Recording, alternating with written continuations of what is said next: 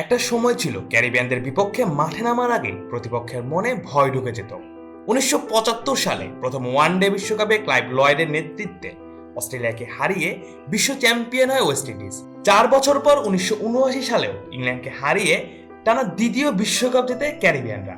এরপর 1983 সালেও ফাইনালে উঠেছিল, তবে কপিল দেবের ভারতের কাছে হেরে যায়। এরপর আর কখনোই ওয়ানডে বিশ্বকাপের ফাইনালে উঠতে পারেনি ক্যারিবিয়ানরা।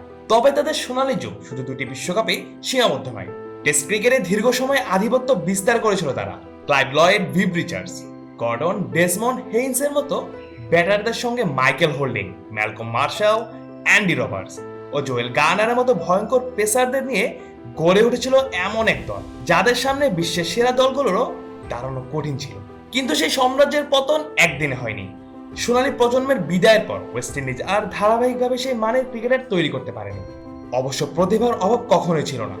Brian Lara, Carl Hooper, Shivnarine Chanderpaul, Chris Gayle, Dwayne Bravo, Kieron Pollard, Andre Russell, Sunil Narine, Nicholas পুরানের মতো তারকারা ক্যারিবিয়ান ক্রিকেটকে সমৃদ্ধ করেছিল। কিন্তু সমস্যা হয়েছে এই প্রতিভাগুলোকে দীর্ঘমেয়াদী একটি শক্তিশালী জাতীয় দলের কাঠামোর মধ্যে ধরে রাখতে। ঘরোয়া ক্রিকেটের দুর্বলতা, পর্যাপ্ত উচ্চমানের ম্যাচ ও অবকাঠামোর ঘাটতি, খেলার উন্নয়নের ধারাবাহিকতার অভাব এবং প্রশাসনিক অস্থিরতা ধীরে ধীরে ওয়েস্ট ইন্ডিজ ক্রিকেটের ভিত্তিকে দুর্বল করেছে। এর সঙ্গে যোগ হয়েছে আধুনিক ফ্র্যাঞ্চাইজি ক্রিকেটের প্রভাব। ক্যারিবিয়ান ক্রিকেটাররা বিশ্বের প্রায় সব বড় টি-20 লিগেই ব্যাপক চাহিদা পেয়েছেন।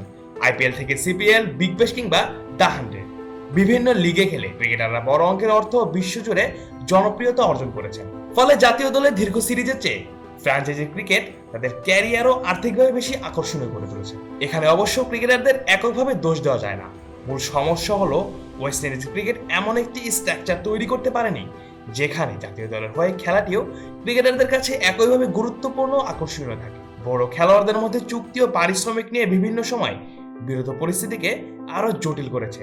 2014 সালে ভারতের বিপক্ষে সিরিজের মাঝপথে ওয়েস্ট ইন্ডিজ দলের সফর শেষ করে দেশে ফিরে যাওয়ার ঘটনাও সেই সংকটের বড় উদাহরণ। আর এই দীর্ঘমেয়াদী সমস্যার সবচেয়ে বড় প্রতিফলন দেখা যায় 2023 ওয়ানডে বিশ্বকাপের বাছাই পর্বে। ওয়েস্ট ইন্ডিজ সরাসরি বিশ্বকাপে জায়গা করে নিতে ব্যর্থ হওয়ার পর বাছাই পর্ব খেলতে নামে, কিন্তু সেখানে জিম্বাবুয়ের কাছে হার, নেদারল্যান্ডসের বিপক্ষে সুপার ওভারে পরাজয় এবং শেষ পর্যন্ত স্কটল্যান্ডের কাছেও 7 উইকেটের হেরে যায় তারা। আর সেই পরাজয়ের সঙ্গে শেষ হয়ে যায় ওয়েস্ট ইন্ডিজের বিশ্বকাপ সফর। ইতিহাসে প্রথমবারের মতো কোনো সিনিয়র পুরুষ ওয়ানডে বা টি-20 বিশ্বকাপের মূল পর্বে জায়গা করে নিতে পারেনি তারা। এক সময় যে দল বিশ্বকাপের ফাইনাল খেলতো সেই দলকে বিশ্বকাপের মূল পর্বে উঠতেই বাছাই পর্বে লড়তে হচ্ছে।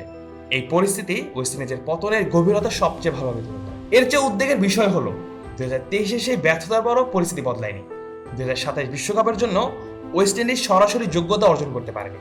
বলা যায় 1975 ও 79 সালের বিশ্ব চ্যাম্পিয়ন, 1983 সালের ফাইনালিস্ট, 2012 2016 সালে টি-20 বিশ্বকাপ জয় এবং কয়েক দশক ধরে টেস্ট ক্রিকেটের অপরাজিত শক্তি আজ বিশ্বকাপের মূল পর্বে জায়গা পাওয়ার জন্য বাছাই পর্বে লড়াই করছে।